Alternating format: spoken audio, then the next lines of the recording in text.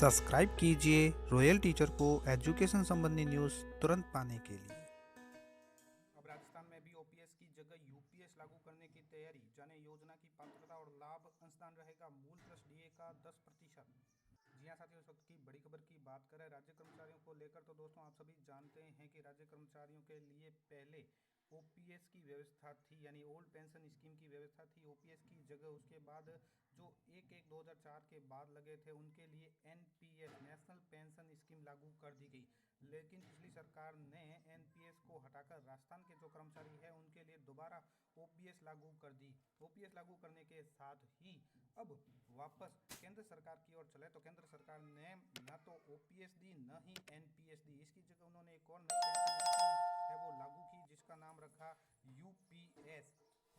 ये यूपीएस 1 अप्रैल 2025 से प्रभावी मानी गई है, यानी 1 अप्रैल 2025 से जो भी केंद्र सरकार के कर्मचारी हैं उनके ऊपर है वो यूपीएस लागू है, यूनिफाइड पेंशन स्कीम, जिसके तहत जो आपको पेंशन बनेगी, जो आपका अंशदान रहेगा वो महंगाई भत्ता और उसके साथ मूल वेतन यानी मूल प्लस डीए का 10% रहेगा और इतना ही अंशदान केंद्र सरकार भी देगी।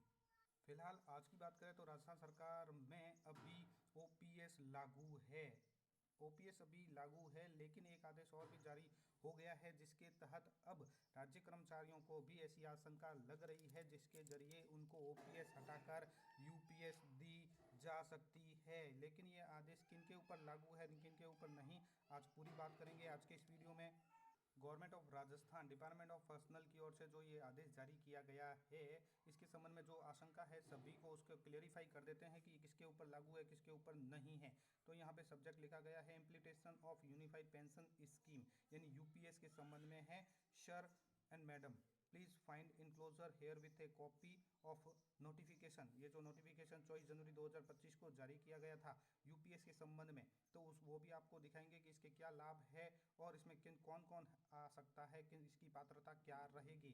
Issue by the department of financial service ministry of finance government of India, यानी गवर्नमेंट ऑफ इंडिया की ओर से जो आदेश जारी किया गया था, इसमें the said notification convey the decision of the central government to introduce the unified pension scheme. इसके तहत सेंट्रल गवर्नमेंट ने यूनिफाइड पेंशन स्कीम को इंट्रोड्यूस किया था कि यूनिफाइड पेंशन स्कीम क्या है।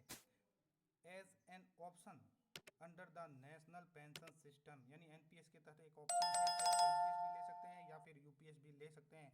For the central government employ, यानी सेंट्रल गवर्नमेंट एम्प्लॉयों के लिए है।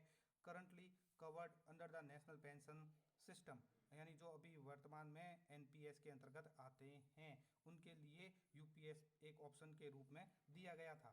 तो इस आदेश का ये कहना है कि you are the requested to kindly take note the same and entail necessary action for exercising the option of unified pension scheme whether way applicable, यानी जो भी इसके लिए एप्लीकेबल है उसके ऊपर ये योजना लागू की जाए in accordance with the provisional of the aforementioned notification. यानी अब राज्य सरकार में यानी राजस्थान सरकार के अंतर्गत जो भी राजस्थान कैडर के एआईएस ऑफिसर है उनके ऊपर ये योजना लागू की गई है। ऊपर की ओर अगर आप देखेंगे तो सबसे फर्स्ट में ही यहाँ पे ये लिखा आ रहा है all AIS officer of Rajasthan cadre के अंतर्गत आने वाले ऑल इंडिया सर्विस ऑफिसर जो है, जो राजस्थान कैडर चूज करते हैं, राजस्थान कैडर के अंतर्गत सर्विस करते हैं, उनके ऊपर ये अभी लागू है। ये है वो भारत का राजपत्र जिसके अंतर्गत 25 जनवरी 2025 को यूनिफाइड पेंशन स्कीम के अंतर्गत बताया गया था, इनको इंट्रोड्यूस किया गया था। इसमें क्या क्या पात्रताएं हैं बता देते हैं कि कौन इसके अंतर्गत आ सकता है कौन नहीं, और इसके साथ ही इसमें क्या क्या लाभ होने वाले हैं। तो इस योजना के अंतर्गत जो पात्रता निर्धारित की गई है वो ये है कि यदि कोई कर्मचारी 10 वर्ष की हर सेवा के पश्चात अधिवर्षीयता प्राप्त कर लेता है तो अधिवर्षीयता की तारीख से इसके अंतर्गत माना जाएगा, पात्रता उसकी है। उसके अलावा FR 56 जो केंद्रीय सिविल सेवा वर्गीकरण नियंत्रण अपील 1965 के अंतर्गत कोई शासित नहीं है कि प्रावधानों के अंतर्गत एक कर्मचारी को सेवानिवृत्ति करने के मामले में सरकार द्वारा ऐसी कोई सेवानिवृत्ति की तारीख से या फिर 25 वर्ष की न्यूनतम सेवा अवधि के पश्चात स्वैच्छिक सेवानिवृत्ति के मामले में यदि सेवा अवधि अधिवर्षीयता तक जारी रहती है तो उस तारीख से जब ऐसा कर्मचारी अधिवर्षीयता प्राप्त कर लेता है, या फिर सेवा से हटने या बर्खास्तगी या कर्मचारी के इस्तीफे के मामले में ऐसे मामले में एकीकृत पेंशन योजना का विकल्प भी लागू नहीं होगा। और इसके लागू होने की तिथि के बारे में बताऊं तो एकीकृत पेंशन योजना यानी यूपीएस परिचालन की प्रभावी तिथि 1 अप्रैल 2025 होगी, जो 1 अप्रैल हो चुकी है। इस योजना के अंतर्गत मैं आपको लाभ बताऊं तो मोटा मोटी तौर पर लाभ बता सकता हूं, बाकी डिस्क्रिप्शन में आपको पूरा वीडियो मिल जाएगा, इसी के ऊपर बना रखा है कि इसके अंतर्गत पूर्ण सुनिश्चित भुगतान की दर, सेवानिवृत्ति से तुरंत पहले जो 12 मास का औसत मूल वेतन होगा उसकी 50% होगी पेंशन। पूर्ण सुनिश्चित भुगतान न्यूनतम 25 वर्ष की अर्हत सेवा के पश्चात ही देय है। कम अर्हत सेवा अवधि के मामले में अनुपातिक भुगतान है वो स्वीकार्य होगा। 10 साल या उससे अधिक की अर्हत सेवा के पश्चात सेवानिवृत्ति होने पर प्रति माह 10,000 रुपये का न्यूनतम गारंटी युक्त भुगतान सुनिश्चित किया जाएगा। और न्यूनतम 25 वर्ष की अर्हत सेवा के पश्चात शैक्षिक सेवानिवृत्ति के मामले में सुनिश्चित भुगतान उस तारीख से शुरू होगा जिस तारीख को कर्मचारी सेवा में जारी रहते हुए अधिवार्षिकता प्राप्त कर लेता है। और इसके अलावा अधिवार्षिकता के पश्चात भुगतान धारक की मृत्यु के मामले में उसकी मृत्यु से तत्काल पूर्व भुगतान धारक को स्वीकार्य भुगतान का 60% कानूनी रूप से विवाहित पति या पत्नी को यथा अनुप्रयोज्य अधिवार्षिकता या स्वैच्छिक सेवानिवृत्ति या FR 56 के अनुसार सेवानिवृत्ति तारीख को दिया जाएगा।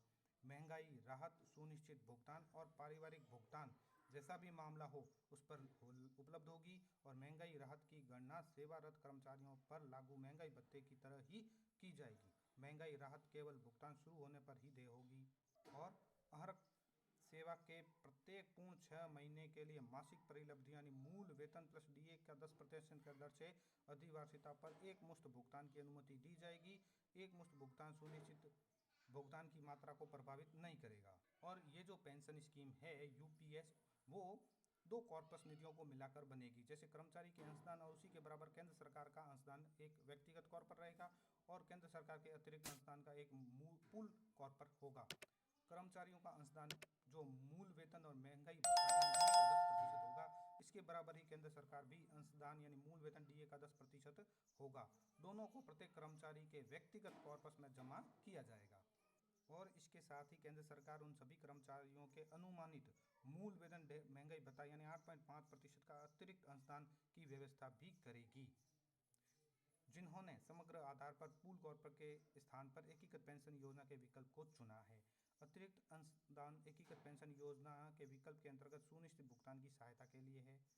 कर्मचारी केवल व्यक्तिगत कॉर्पर के लिए ही निवेश के विकल्पों को अपना सकते हैं। ऐसे निवेश विकल्पों को पेंशन निधि विनियामक और विकास प्राधिकरण द्वारा विनियम किया जाएगा।